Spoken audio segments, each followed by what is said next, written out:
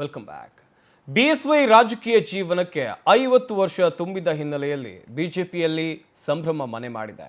ದಕ್ಷಿಣ ಭಾರತದ ಬಿಜೆಪಿಯ ಭೀಷ್ಮ ಅಂತ ಖ್ಯಾತಿ ಪಡೆದ ಯಡಿಯೂರಪ್ಪ ರಾಜಕೀಯ ಹಾದಿಯೇ ಬಹಳ ಕಠಿಣ.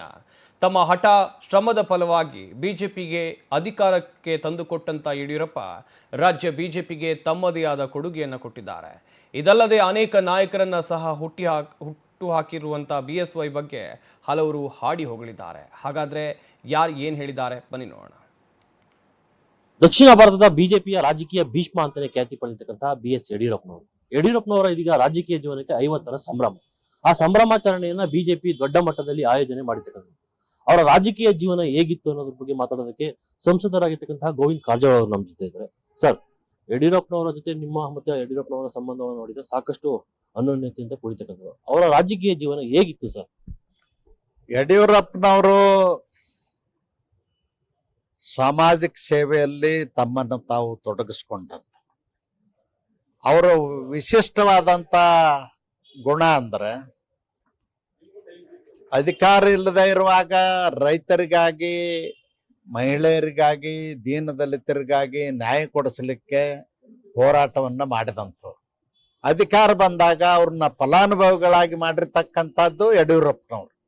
ಬಹುಶಃ ಉಳಿದವರು ಅಧಿಕಾರ ಬರುವವರೆಗೂ ಮಾತನಾಡ್ತಾರ, ಅಧಿಕಾರ ಬಂದ ಮೇಲೆ ಮರ್ತು ಬಿಡ್ತಾರ. ಹಾಗಾದ್ರೆ ಯಡಿಯೂರಪ್ಪನವ್ರು ಆಗಲ್ಲ. ರೈತರ ವಿಷಯದಲ್ಲಿ, ಮಹಿಳೆಯರ ವಿಷಯದಲ್ಲಿ, ಮಕ್ಕಳ ವಿಷಯದಲ್ಲಿ, ದೀನದಲಿತರ ವಿಷಯದಲ್ಲಿ ಸರ್ಕಾರ ಇದ್ದಾಗ ವಿಶಿಷ್ಟವಾದಂತ ಕಾರ್ಯಕ್ರಮಗಳನ್ನ ಕೊಡೋದ್ರ ಮೂಲಕ ಅವ್ರ ನೆರವಿಗೆ ಬಂದಂಥವ್ರು. 50 ವರ್ಷಗಳ ಕಾಲ ಇಡೀ ರಾಜ್ಯವನ್ನು ಸುತ್ತಿ ಒಂಟಿಯಾಗಿ ಹೋರಾಟ ಮಾಡಿ ರಾಜ್ಯದಲ್ಲಿ ಭಾರತೀಯ ಜನತಾ ಪಕ್ಷವನ್ನ ಸಂಘಟಿಸೋದ್ರ ಜೊತೆಯಲ್ಲಿ ಅಧಿಕಾರಕ್ಕೆ ತಂದಂತ ಒಬ್ಬ ಶ್ರೇಷ್ಠ ನಾಯಕ. ಅವ್ರಿಗೆ 50 ವರ್ಷಗಳ ರಾಜಕೀಯ ಜೀವನ ಇವತ್ತು ಚುನಾವಣೆ ರಾಜಕಾರಣದಿಂದ ಹಿಂದೆ ಸರಿಯುವಂತ ಕಾಲ ಇತ್ತು. ಈ ಕಾಲಘಟ್ಟದಲ್ಲಿ ಯಡಿಯೂರಪ್ಪನವ್ರು ಮಾಡಿರ್ತಕ್ಕಂಥ ಸೇವೆಯನ್ನು ಸ್ಮರಿಸಿಕೊಂಡು ಅವರಿಗೆ ಚಿತ್ರದುರ್ಗದಲ್ಲಿ ಇದೇ ತಿಂಗಳು 9ನೇ ತಾರೀಕಿಗೆ ಸನ್ಮಾನವನ್ನು ಮಾಡ್ತಾ ಇದ್ವಿ, ಸಂಭ್ರಮ ಆಚರಣೆಯನ್ನು ಮಾಡ್ತಾ ಇದ್ವಿ.